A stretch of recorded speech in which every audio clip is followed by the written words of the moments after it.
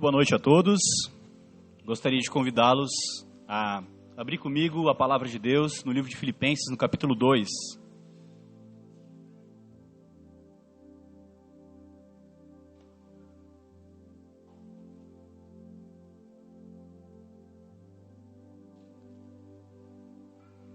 Nós vamos ler do verso 1 ao verso 11. Escute com fé a palavra de Deus. Portanto, se existe alguma consolação, alguma exortação em Cristo, alguma consolação de amor, alguma comunhão do Espírito, se há profundo afeto e sentimento de compaixão, então completem a minha alegria, tendo o mesmo modo de pensar, tendo o mesmo amor e sendo unidos de alma e mente.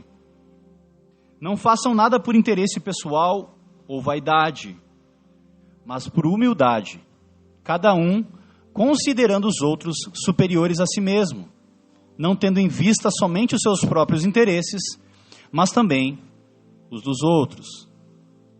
Tenham entre vocês o mesmo modo de pensar de Cristo Jesus, que mesmo existindo na forma de Deus, não considerou o ser igual a Deus algo que deveria ser retido a qualquer custo.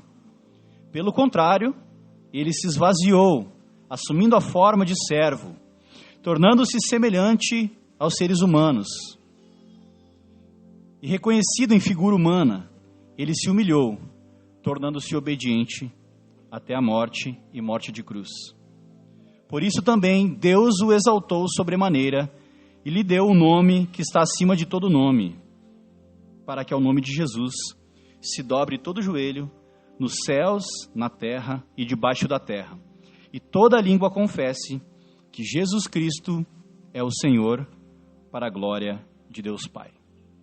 Senhor, nós nos colocamos, Senhor, diante de Ti e diante da Tua santa palavra, Deus, e pedimos a iluminação do Espírito Santo em nossas mentes, Deus, e também em nosso coração, Deus, para que essa mensagem não seja apenas mais uma informação que vai encher a nossa mente de conhecimento, mas que vai sim, Senhor, encharcar o nosso coração do Teu amor, de amor por Ti, Senhor, e de amor pelos nossos irmãos também, Deus. Produz em nós fruto verdadeiro através da pregação pura do Teu Evangelho no poder do Espírito Santo, em nome de Jesus. Amém e amém. Amém? Você pode se assentar?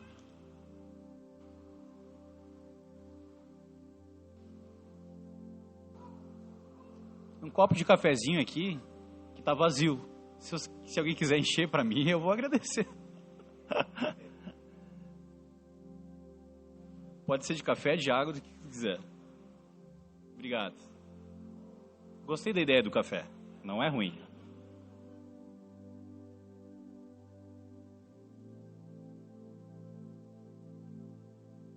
Hoje nós vamos dar início a uma nova série de mensagens. A cultura do Evangelho. Eu queria, agora depois do texto, pedir para as crianças para elas desenharem algo para mim. Para mim não, para Jesus.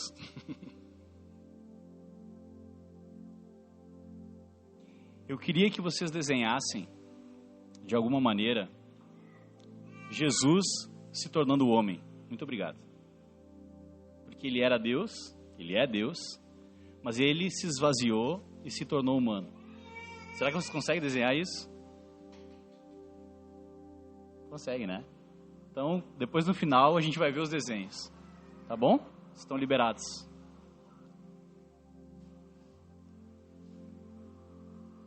Então a gente vai dar início a uma nova série de mensagens. Essa série vai ter alguns temas. A gente vai pregar textos inteiros desse tema.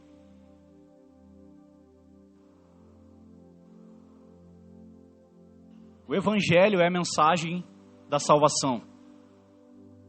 Mas essa mensagem de salvação produz em nós um fruto. Produz evidência em nós de que nós acatamos com fé a mensagem do Evangelho. A mensagem do Evangelho não é uma mensagem que apenas se crê racionalmente com a mente, mas ela precisa permear o nosso coração, os nossos afetos, os nossos valores, e a gente vai ser transformado. À medida que nós conhecemos a Deus e conhecemos a mensagem do Evangelho, nós vamos sendo transformados a partir dos valores do Evangelho. E são esses valores do Evangelho que nós vamos estudar nas próximas 7 semanas. Então, são 7 valores do Evangelho, começando por hoje. E hoje, nós vamos falar sobre humildade. Humildade. Humildade é algo interessante. Humildade é a virtude que quando a gente tem certeza de que é humilde, é porque a gente não é. Se você tem certeza que você é humilde, é porque você não é humilde. Provavelmente. E a gente precisa aprender, porque esse é o primeiro valor. E eu coloquei esse como o primeiro, porque ele talvez seja a base para todas as outras virtudes do cristianismo. Sem humildade a gente não aprende. Sem humildade a gente não aprende. É apenas reconhecendo que a gente não é, e reconhecendo que a gente precisa aprender que a gente aprende. Isso já é um ponto de humildade.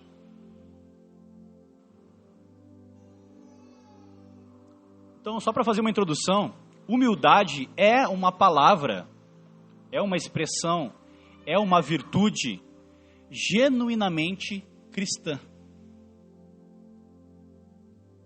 Tanto que não existia uma palavra no grego para expressar humildade. Não existia uma palavra no grego. Paulo teve que se reinventar para conseguir expressar o que era humildade. Se apropriar de um outro termo para conseguir expressar o que é humildade. Para os gregos que buscavam o saber, a sabedoria, a humildade não fazia sentido, não tinha valor. E para os romanos era ridículo pensar em humildade. Aqueles que pisavam no pescoço de todos aqueles que se opunham, que dominavam e exerciam poder autoritário através do poder militar, jamais considerariam humildade como uma virtude. Humildade como uma virtude. Então, a humildade, eu quero usar essa frase, e eu gostaria que vocês memorizassem essa frase. A humildade é o solo onde todas as outras virtudes brotam. A gente vai ver outras virtudes mais para frente. Mas a humildade é o solo onde todas as outras virtudes cristãs brotam. Não sei se vocês já pararam para pensar a respeito. Eu usei essa ordem de colocar a humildade por primeiro valor. Por quê? Porque no Sermão do Monte, o Senhor Jesus fez da mesma maneira. A primeira bem-aventurança é para os humildes, porque deles é o reino de Deus. Essa é a primeira virtude do Sermão do Monte. É claro que o Sermão do Monte expressa ali várias virtudes do Evangelho. Então o Senhor Jesus usou essa estrutura. A humildade é a virtude fundamental do cristianismo. Ela é o que distingue o cristianismo de outras religiões, inclusive. A gente deveria ter propriedade para falar de humildade. Não é bem o que a gente vê na prática, mas deveria ser. Só para fazer esse contraste, humildade é o oposto do orgulho. A humildade é o oposto do orgulho. Se a gente for lembrar do pecado original, é o pecado do orgulho.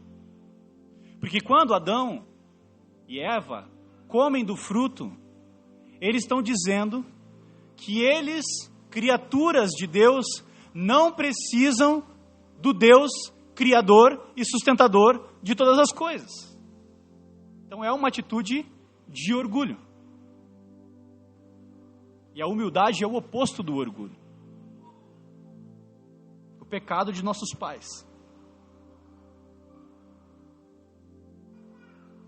Então, só para dar um contexto e fazer uma síntese desse capítulo, como a gente caiu de paraquedas no meio de Filipenses 2, eu preciso contextualizar o que está acontecendo aqui para a gente poder entender essa passagem.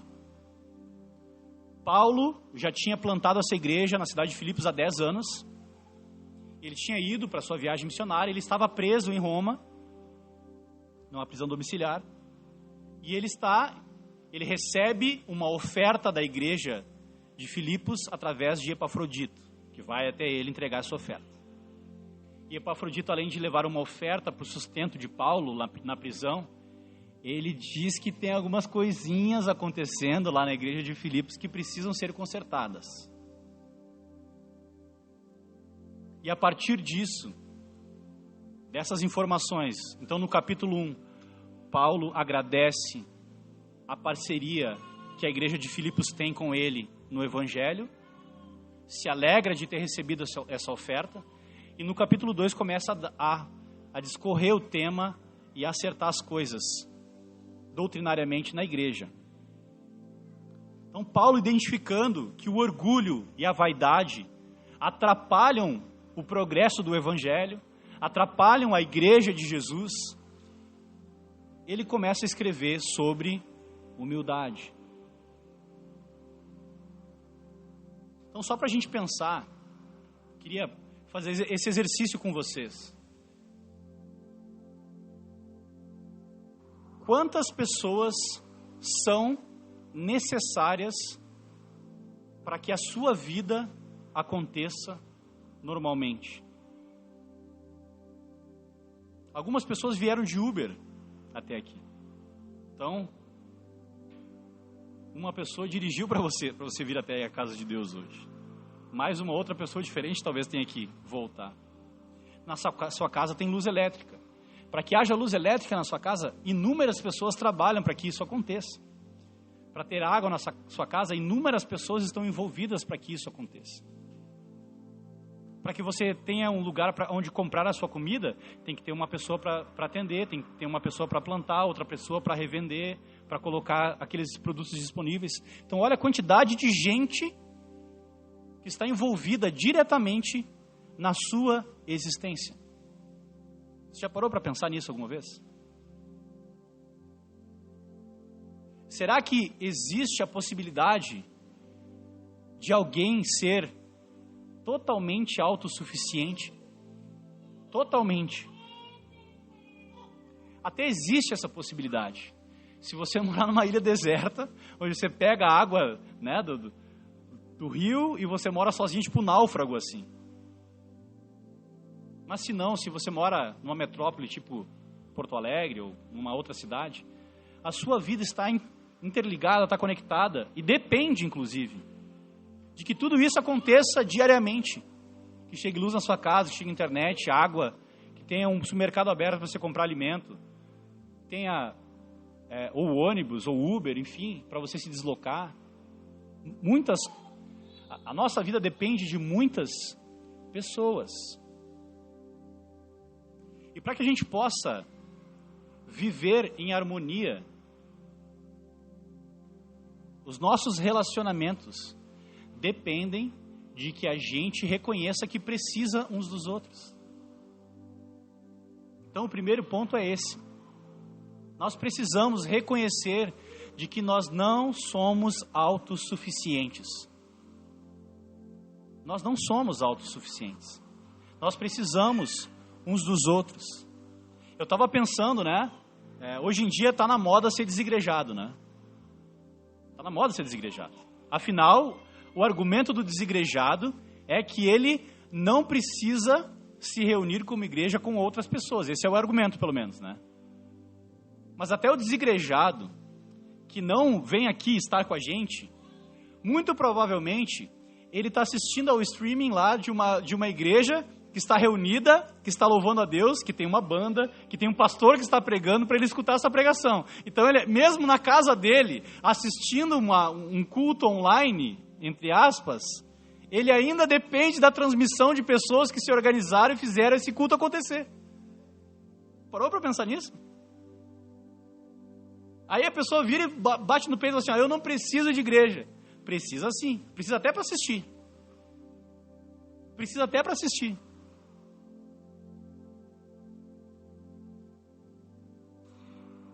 E a gente não pode ir por esse caminho. Então, ser igreja, a igreja nasce a partir do Evangelho. As pessoas ouvem o Evangelho, essa mensagem faz sentido para algumas pessoas, e essas pessoas se reúnem ao redor da pregação do Evangelho, tem a pregação do Evangelho como ponto em comum. E para elas poderem praticar o Evangelho e viver o Evangelho, elas dependem umas das outras. Ninguém é igreja sozinho. Algumas outras vezes eu já falei, não existe ameba de Jesus, né? Corpo unicelular. Não existe isso. Corpo é corpo. Corpo tem muitos membros, muitas células, vários sistemas funcionando para que o corpo exista. E é essa analogia que Paulo usa a respeito da igreja. A igreja é o corpo de Cristo. Ou seja, todos nós somos importantes. Mas fora do corpo, não tem vida. Nós dependemos uns dos outros. Para ser igreja, nós dependemos uns dos outros. Então, olha, vamos para o texto agora. Portanto, se existe alguma exortação em Cristo, alguma consolação de amor, alguma comunhão do Espírito, se há profundo afeto e sentimento de compaixão, então eu queria só explicar algo para vocês que talvez fique meio complicado de entender. Nesse texto, no grego, a expressão se, ela não é de dúvida, ela é de confirmação. A gente pode substituir esse se por já que, ou porque há. Então vamos ler novamente, ó. Já que existe alguma exortação em Cristo, alguma consolação de amor, é diferente. Paulo está partindo do pressuposto de que isso já existe. Já existe consolação. Já existe exortação em Cristo. Já existe consolação de amor. Já existe comunhão que é produzida pelo Espírito. Se há profundo afeto, ou já que há profundo afeto e sentimento de compaixão, então completem a minha alegria. Quando eu leio a carta de Filipenses, eu lembro aqui da igreja. Eu gosto muito de Filipenses e amo a nossa igreja. Amo vocês. Mas também tenho as minhas preocupações em relação a nós. E essa vai ser uma mensagem bem pastoral. Quando eu leio isso aqui, eu enxergo isso na nossa igreja. Eu enxergo isso na nossa igreja. Exortação em Cristo, consolação de amor, alguma comunhão do Espírito, já que há profundo afeto e compaixão. Eu percebo como pastor isso na nossa igreja.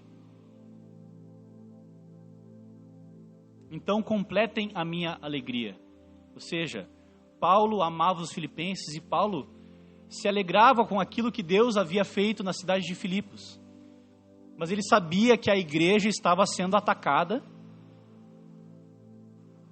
não só de fora por falsos mestres, mas talvez a pior das ameaças da igreja é a ameaça interna.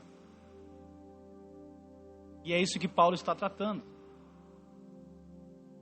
Completem a minha alegria tendo o mesmo modo de pensar e tendo o mesmo amor e sendo unidos de alma e de mente.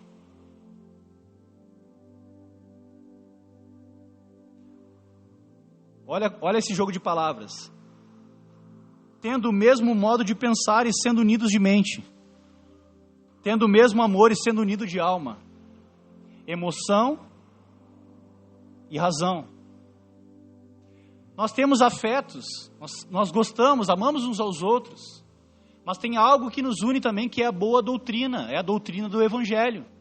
Então a gente é unido de mente, porque nós cremos nas mesmas coisas. Nós cremos na doutrina bíblica. É isso que nos une na mente. Mas nós também somos unidos de alma. Nós também temos sentimentos profundos uns pelos outros. Aí agora eu não sei se a gente se ama mais do que concorda, ou concorda mais do que se ama. Mas nós precisamos buscar essa unidade doutrinária, que é o que Paulo está fazendo aqui, mas nós também devemos amar uns aos outros. E para essas duas coisas, nós precisamos de humildade. Nós precisamos de humildade. Buscar humildemente a palavra de Deus e nos conformarmos à palavra de Deus para que a gente concorde na doutrina. E precisamos de humildade para amar uns aos outros, apesar dos nossos defeitos, porque todos aqui têm defeitos. Sendo unidos de alma e de mente, não façam nada por interesse pessoal ou por vaidade, mas por humildade. Olha o antídoto para a igreja. O antídoto para a igreja é a humildade. Nós precisamos de humildade para andar uns com os outros. Nós precisamos de humildade para ser igreja.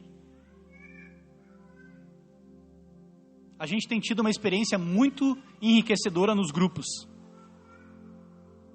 Todos compartilhando, não só aquilo que sabem, mas também aquilo que não sabem.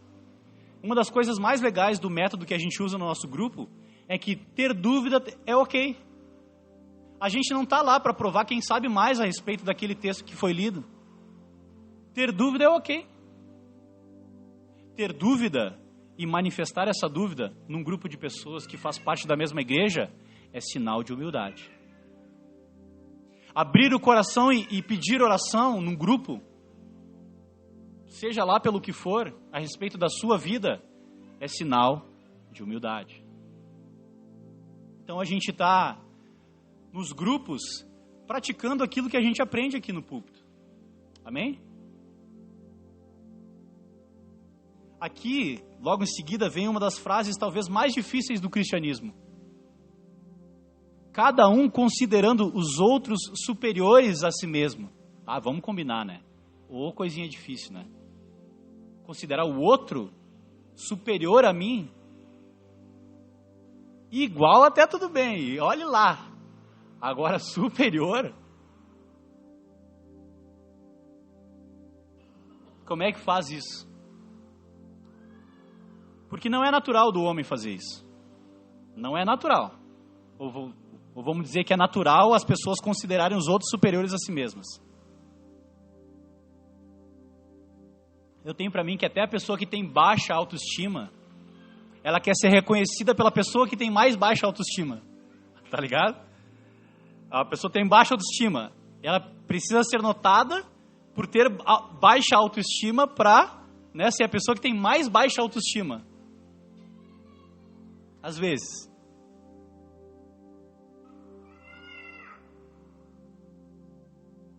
Não tendo em vista somente os próprios interesses, mas também os dos outros. Considerando os outros superiores a si mesmo. Gravem essa palavra-chave, essa expressão-chave. Isso é muito importante para a gente poder entender todo o texto. Porque agora Paulo vai nos mostrar como fazer isso. Paulo vai nos mostrar como fazer isso. Agora no versículo 5 ele diz o seguinte: tenham entre vocês o mesmo modo de pensar de Cristo Jesus. Em algumas traduções, o mesmo sentimento que há em Cristo Jesus. Que mesmo existindo na forma de Deus, não considerou o ser igual a Deus. Algo que ele deveria ser retido a qualquer custo. Pelo contrário, ele se esvaziou, assumindo a forma de servo. Forma de servo, e aí já complicou. Porque Jesus não apenas assumiu forma humana. Nós cremos que Cristo é Deus desde a eternidade e assumiu forma humana. Mas o Evangelho não é sobre Cristo ser humano. É sobre Cristo ser servo. Ser servo. A doutrina cristã e a própria palavra diz claramente que ele não só assumiu forma humana, mas ele assumiu forma de servo. E eu queria fazer uma correção aqui na igreja. Quando a gente trabalha na igreja, a gente de vez em quando usa o termo voluntário. Eu sou voluntário na minha igreja. Eu queria dizer algo para vocês. No reino de Deus não é um reino de voluntários. Porque a pessoa que é voluntária, ela faz o que quer, quando dá, quando sobra tempo. No reino de Deus nós temos servos de Deus. Servos de Deus. Nós servimos a Deus de todo o coração. Nós servimos a Deus porque fomos servidos por Ele. Porque aprendemos com Ele o valor de servir. Que esse é o caminho da humildade. Então nós temos servos de Deus.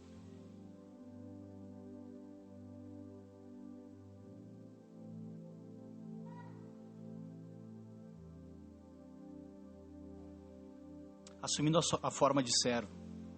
Então olha o que Paulo diz. Considerando os outros superiores a si mesmo. Não que sejam superiores a si mesmo, mas é uma consideração. É atribuir valor maior. E Cristo fez isso. Cristo fez isso. E aí vem aquela velha objeção, né? Ai, pastor, mas Jesus Cristo era Deus, né? Eu sou homem. Exatamente. Por que Paulo não usou o exemplo dele mesmo? Por que Paulo... E Paulo vai usar outros exemplos humanos. Mas é que para que a gente possa entender o que é verdadeiramente o cristianismo, nós precisamos olhar para a cruz. Nós precisamos olhar para a pessoa de Deus. Nós precisamos entender que Deus não tinha como ser maior. Jesus não tem como ser maior. Jesus não tinha como ser mais glorioso. Ele já é. Ele já é Senhor sobre toda a criação. Então, como Ele fez? Ele se diminuiu, tomou forma humana, para operar a redenção em nós, para que nós crescêssemos no Evangelho e ainda o glorificássemos ainda mais. Foi isso que Cristo fez. Ele se diminuiu para nos servir.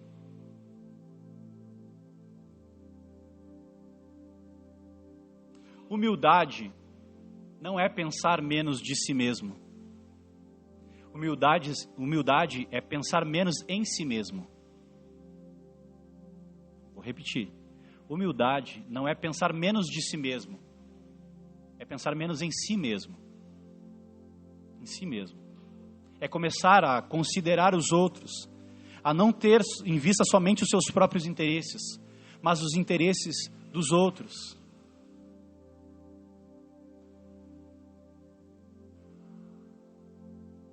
E foi isso que Cristo fez. Foi isso que Cristo fez. Ele se humilhou, tornando-se obediente até a morte. Tem um ponto-chave aqui. Nós somos chamados para amar a Deus e para obedecê-lo. Mas o orgulhoso não obedece ninguém. É por isso que o reino dos céus é um reino dos humildes. Quase virei tudo aqui. O reino do céu é o reino dos humildes. Porque ninguém chega no céu pelos seus próprios méritos. Ninguém vai chegar e vai bater no peito, cheguei aqui pelo meu braço. Porque se fosse, ia ter gente na porta do céu mandando as pessoas descer. Dizendo quem é que ia entrar e quem não ia. Se mesmo a salvação sendo pela graça, ainda tem alguns que pensam assim? Imagina se não fosse pela graça, então.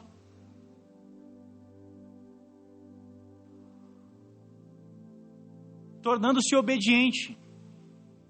Você já parou para pensar o quão difícil é ser obediente? Depois que tu se torna adulto, que tu paga teus boletinhos, de preferência em dia, como é difícil você obedecer a alguém? É difícil. É um exercício de humildade. É um exercício de humildade. Eu queria contar uma história para vocês, que tem muito a ver com isso, com obediência. Eu tinha mais ou menos uns 24 anos. Já era bem grandinha, já namorava a Andressa na época. Eu era líder de jovens da igreja. E aí olha o que aconteceu. Eu tinha combinado com os jovens da igreja que depois do culto eu ia fazer uma social na casa de alguém lá. E eu cheguei em casa e estava me arrumando para sair e meu pai falou assim, não, tu não vai. Depois de toda a rebeldia da minha vida, né, dos 18 aos 24, agora vai vir com essa aí de não vai? Só um pouquinho, né? E eu fiquei muito brabo. E de certa forma, eu não entendi exatamente por que ele estava dizendo. Porque não tinha motivo, já era maior de idade, já tinha 20 e poucos anos, já mandava no meu nariz e tal. Mas ele falou, não vai. E aí eu lembrei de um texto, lá de 1 Samuel 15, que diz o seguinte: é melhor obedecer do que sacrificar. É melhor obedecer do que sacrificar. Aí para os reformados de plantão, Deus falou ao meu coração através da palavra: é melhor obedecer do que sacrificar. O Espírito Santo me lembrou da palavra. De que adianta eu querer ser líder de jovens, fazer e acontecer e levar e ganhar multidões e não sei o que, não sei o que lá, se eu não consigo obedecer uma ordem simples do meu pai de não vai?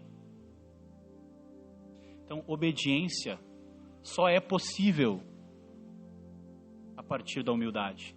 Por isso que a humildade é a base, é o solo da onde nascem todas as virtudes. E aí algo interessante aconteceu. Eu sentei no sofá bufando e o Espírito Santo me lembrou dessa palavra. E eu baixei a guarda. Eu peguei o telefone, mandei um WhatsApp, nem sei se existia o WhatsApp na época. Já me entreguei a idade, né? Mas eu liguei para alguém e falei que eu não ia. Não ia mais. E eu fui invadido por uma alegria e por uma paz. Porque eu tinha conseguido vencer algo na minha vida que eu não tinha conseguido vencer antes. Porque eu era o maior exemplo de rebeldia. Eu era o filho rebelde do pastor a vida inteira. E Deus estava me dando a oportunidade, através daquela situação específica, de ser transformado pelo poder do Evangelho.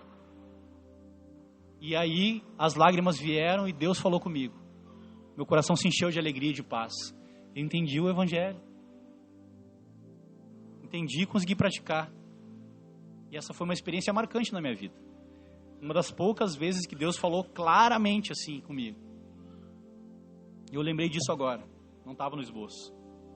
Mas eu lembrei disso. A obediência, a sujeição. Existem várias passagens bíblicas que dizem que a gente tem que se sujeitar uns aos outros. Para ser igreja, a gente tem que se sujeitar uns aos outros. Para tocar no louvor, a gente tem que se sujeitar à liderança do louvor. Para fazer parte da igreja, dessa igreja, você precisa se sujeitar à liderança dessa igreja. Não porque nós vamos botar uma faca no teu pescoço, mas porque Deus espera isso de você. No lugar onde você congrega, você precisa estar sujeito à liderança. Você precisa acreditar que Deus levantou aquelas pessoas para liderarem a igreja. E confiar nelas.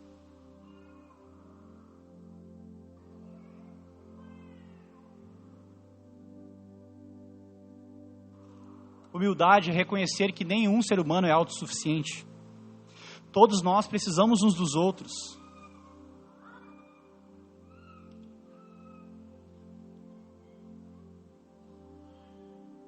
O cristianismo, então, e o orgulho são opostos entre si. Não existe cristianismo sem humildade. Não existe cristianismo sem humildade. Isso é uma máxima. Para pensar. Esse foi o meu esboço. Não existe cristianismo sem humildade. Porque nós chegamos aqui hoje, no culto diante de Deus, reconhecendo a nossa pecaminosidade, reconhecendo a nossa necessidade de um Deus que vai nos redimir. Obrigado. Nós não chegamos aqui cheio de orgulho. Nós não chegamos aqui cheio de boas obras para apresentar diante do altar de Deus. Não, nós chegamos aqui de maneira humilde. Necessitados da graça de Deus, necessitados do perdão de Deus. É com esse coração que nós chegamos hoje aqui para adorar a Deus, ou deveríamos ter chegado.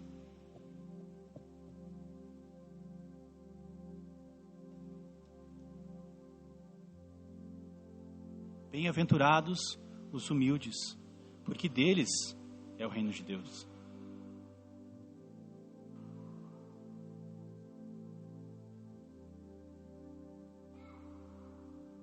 Então, o que é humildade?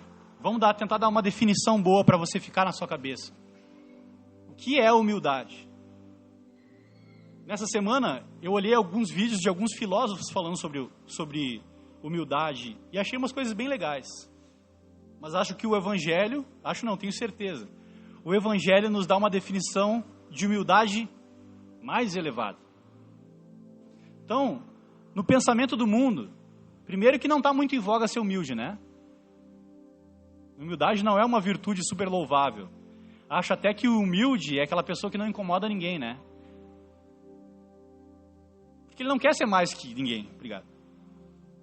O humilde não quer ser mais que aquele que quer ser muito. Aquele que quer ser muito se incomoda com o cara que quer ser tanto quanto ele. Aí tem problema. Mas o humilde, ele não incomoda ninguém, porque ele não quer ser mais que ninguém. Ele não precisa, ele é humilde.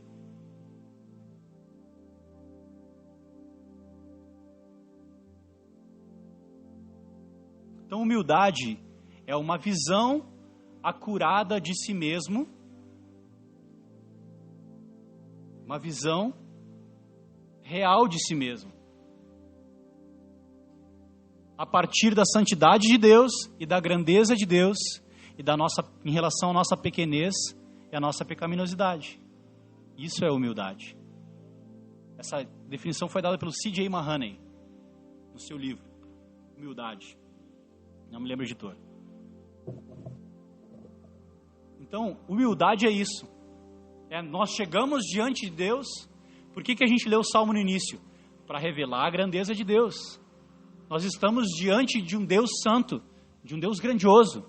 Então aqui não dá para ficar com o coração orgulhoso. Então a gente já começa com a grandeza de Deus, o Salmo, que é para nós baixar a bolinha. Nós vamos chegar, né, com humildade diante de Deus. Porque Deus é grande, porque Deus é santo. Uma visão acurada de si mesmo, diante da grandeza de Deus, da santidade de Deus, em relação à nossa pecaminosidade e à nossa pequenez. Isso é humildade. Isso é humildade. Vocês viram que bonita que ficou essa arte? A gente escolheu a dedo essa imagem aqui, porque é alguém que está se olhando no espelho e não consegue se ver. O que o orgulho faz com a gente? Ele distorce a nossa realidade, a gente não consegue se enxergar. Por que a gente fica brabo? Por que a gente tem problema com as outras pessoas? Porque a gente se acha melhor. Aí quando a pessoa não te trata como você acha que deve ser tratado, fica brabinho. Por quê? Por causa do orgulho. Porque não tem uma visão real de si mesmo. De pecador salvo pela graça. Eu já falei isso aqui algumas outras vezes, e eu gostaria de lembrar que o pecado, ele nos iguala. O pecado nos iguala. Não tem ninguém aqui que tem mais mérito do que o outro. O pecado nos iguala. Todos nós aqui somos pecadores salvos pela graça. Então a gente tem que tratar os outros com humildade. Primeiro porque eu não estou aqui porque eu mereço. Eu estou aqui porque eu fui salvo pela graça. Então já não tenho por que estufar o peitinho. Não tenho por que querer me engrandecer em cima dos outros. Não tem por quê. Porque eu sou um pecador salvo pela graça. Todos nós somos pecadores salvos pela graça. E é assim que a gente deve se tratar. Como pecadores salvos pela graça. Essa é a nossa identidade. É isso que o espelho da palavra nos diz. A palavra é o espelho da nossa alma. A palavra diz quem realmente nós somos. É a palavra que diz quem Deus é. E a palavra também revela quem nós somos. Então, por isso, Paulo, ele nos mostra o Evangelho. Porque a gente só vai ter uma noção real de quem nós somos a partir do Evangelho, a partir de Jesus. Porque em comparação aos outros, a gente sempre vai se achar melhor ou pior. Mas em relação à cruz de Cristo, todos nós somos iguais. Todos nós somos iguais.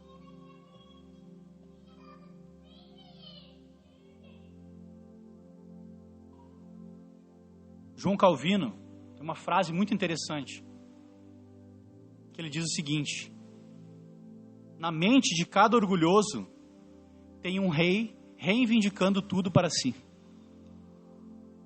Na mente de cada orgulhoso tem um rei reivindicando tudo para si. Aí para complementar Calvino, eu não sou bobo, né? Concordar com um cara que sabe bastante, a gente vai bem. Eu digo que o orgulho é o pai do legalismo. O orgulho é o pai do legalismo. Porque o legalista é alguém que acha que tem todos os direitos do mundo. E ai daquele que transgredir algum direito. Mas diante de Deus nós não estamos nessa condição. Não estamos. Nós já fomos salvos pela graça. Nós não temos direito de exigir nada. Nós somos salvos pela graça. Então nós já... Olha, tem que dar graças a Deus de que tu é salvo. Não dá pra... Entendeu? Não combina. Não combina orgulho, vaidade, soberba com o cristianismo. Não combina.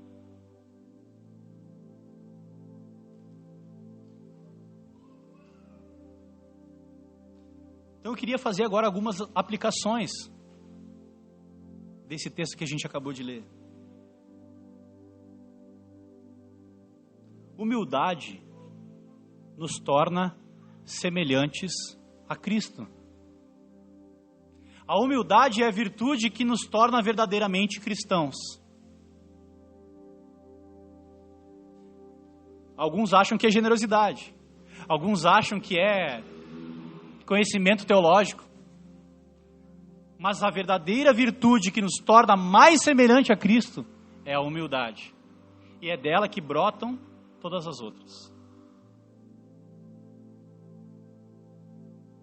Porque sem a humildade, todas as outras virtudes podem se tornar coisas ruins. Deus sabe que é possível nós fazermos caridade e ser generosos com uma má intenção, para ser visto por homens, para se achar melhor do que os outros. Então até as virtudes, sem o solo da humildade, podem se tornar coisas ruins, podem se tornar até ídolos. É por isso que a humildade é a virtude essencial da fé cristã. É a humildade que nos torna semelhantes a Cristo.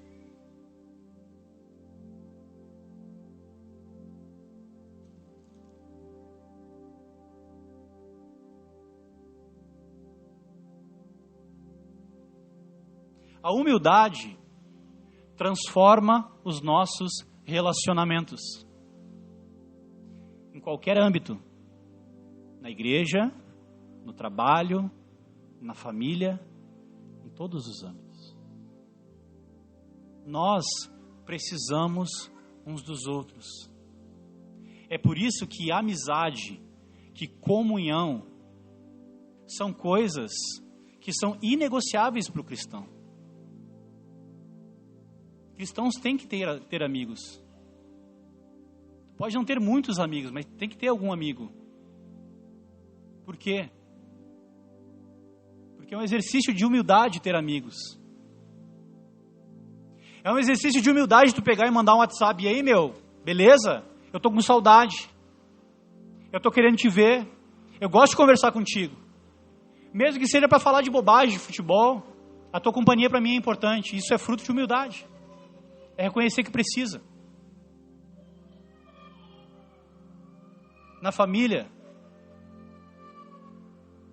a gente precisa da nossa família. A nossa família também é um dom de Deus. quando a gente reconhece que tudo que temos foi dado por Deus, as coisas passam a ter um valor diferente para nós. No trabalho, você tem a oportunidade de revelar o Deus verdadeiro através dos seus relacionamentos. A forma como você se submete ao seu chefe e a forma humilde como você trata, espero eu, os seus colegas de trabalho, você está dando um bom testemunho do Evangelho na vida secular. E é para isso que nós somos chamados. Nós não somos representantes visíveis do Deus invisível? Então como é que a gente faz isso? Com humildade.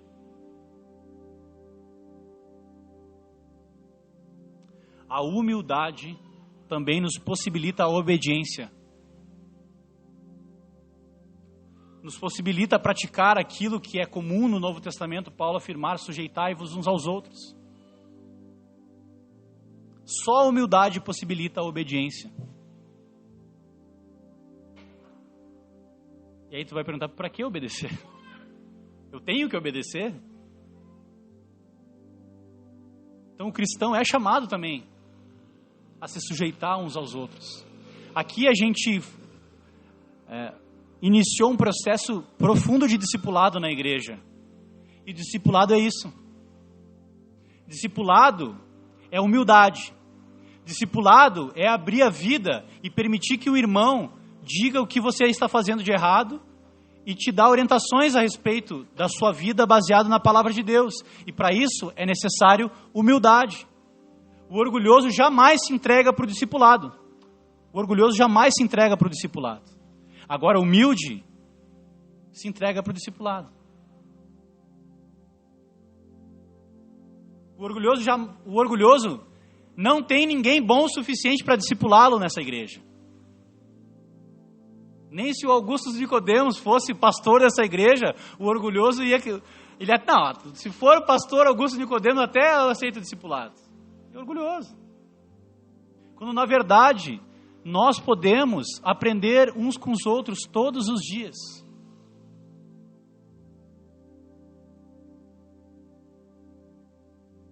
Não há ninguém tão sábio, essa é uma clichê, né? Não há tão sábio que ninguém, não há tão sábio que não possa aprender nada, e não há tão humilde que não possa ensinar nada. Então a gente pode aprender muito uns com os outros, muito uns com os outros, se tivermos humildade.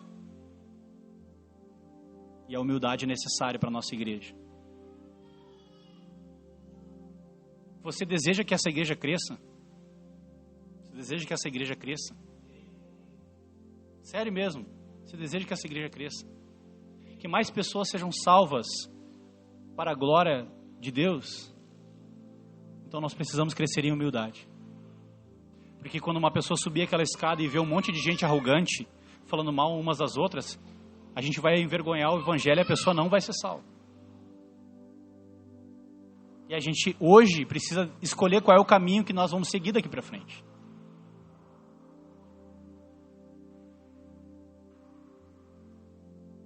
A humildade revela a grandeza e a beleza do nosso Deus.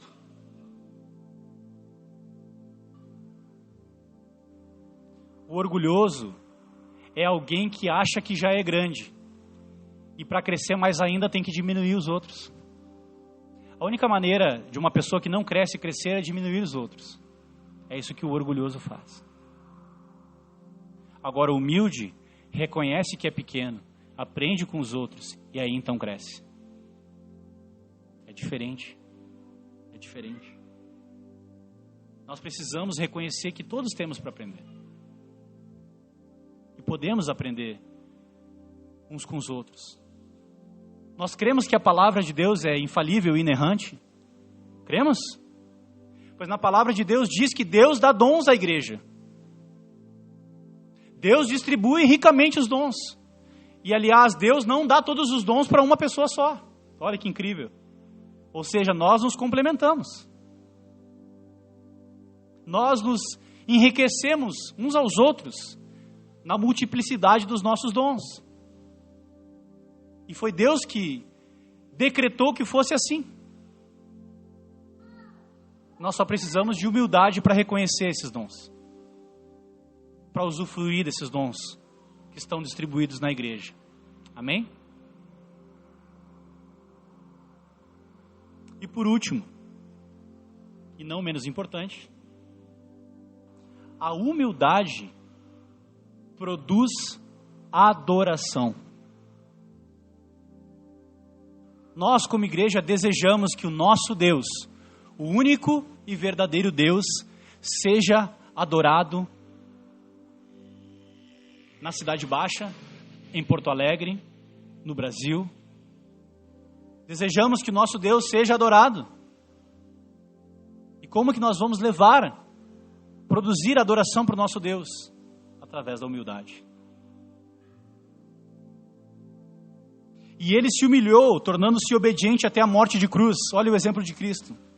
Por isso também Deus o exaltou sobremaneira, e lhe deu o nome que está acima de todo nome, para que ao nome de Jesus se dobre todo o joelho nos céus e na terra, e debaixo da terra, e toda a língua confesse que Jesus Cristo é o Senhor, para a glória de Deus Pai. Quando nós nos tornarmos profundamente humildes, as pessoas reconhecerão que o nosso Deus é o único Deus vivo e verdadeiro, e adorarão o nosso Deus. Lá em Mateus 5,17 diz o seguinte: assim brilha a vossa luz diante dos homens, e vejam as vossas boas obras, e glorifiquem o Pai que está no céu. É dessa maneira que nós traremos, que nós daremos mais glória para o nosso Deus, através da humildade.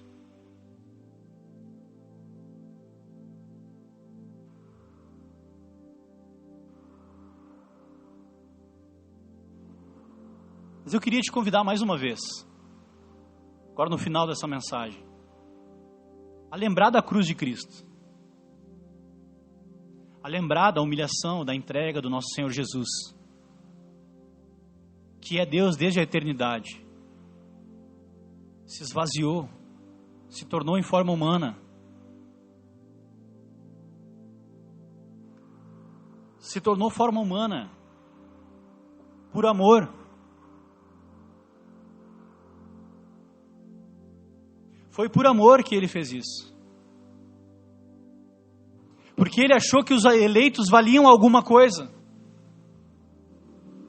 Porque Deus ama a sua criação. Porque Deus escolheu amar a humanidade. Mas Deus prova o seu amor para conosco em que Cristo morreu por nós, sendo nós ainda pecadores.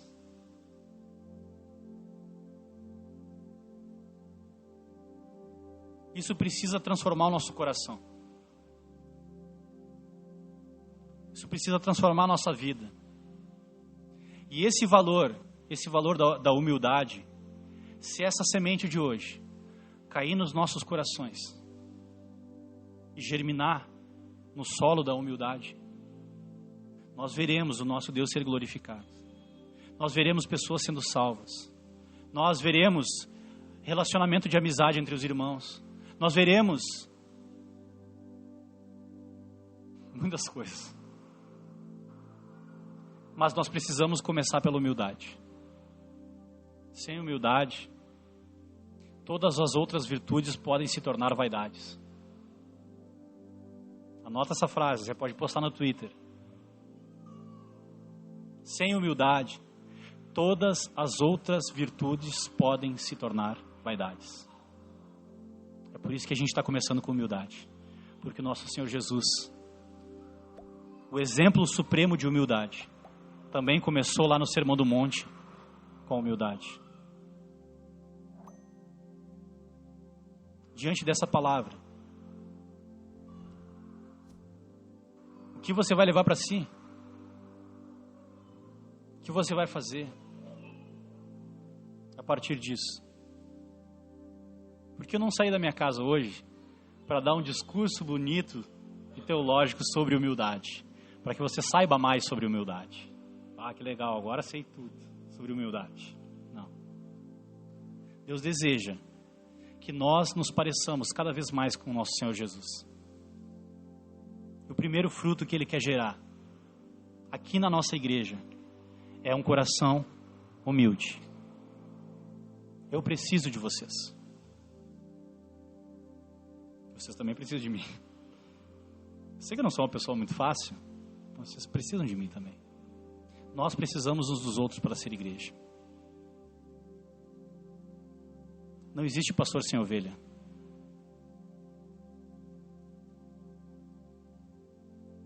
Amém? Vamos fechar os nossos olhos. Senhor nosso Deus, nós ouvimos a Tua palavra, a exposição da Tua palavra. Reconhecemos a nossa vaidade, o nosso orgulho, Deus. Reconhecemos que não agimos da maneira mais adequada, Deus, em relação aos nossos irmãos, na nossa família, no nosso trabalho. Nos ajuda, Senhor. Nós reconhecemos a nossa natureza caída. Nós reconhecemos, Senhor, que somos salvos pela graça e não por méritos. Nós reconhecemos, Senhor, que sem Ti nós não somos nada, Senhor. Que sem o Teu Evangelho nós já estamos condenados. Nós reconhecemos, Senhor. Agora nos ajuda a viver à luz dessa palavra. Nos ajuda a ter um coração igual ao Teu. Um coração humilde, Deus. Que considera os outros superiores a nós mesmos. Que tem o mesmo modo de pensar. Que tem o mesmo amor, Senhor. Nos ajuda a amar uns aos outros, Senhor. Nos ajuda a servir uns aos outros. Esse é o nosso pedido, essa é a nossa oração diante dessa palavra que nós ouvimos aqui agora. Nos ajuda a sermos humildes. Em nome de Jesus. Amém. Amém. Amém?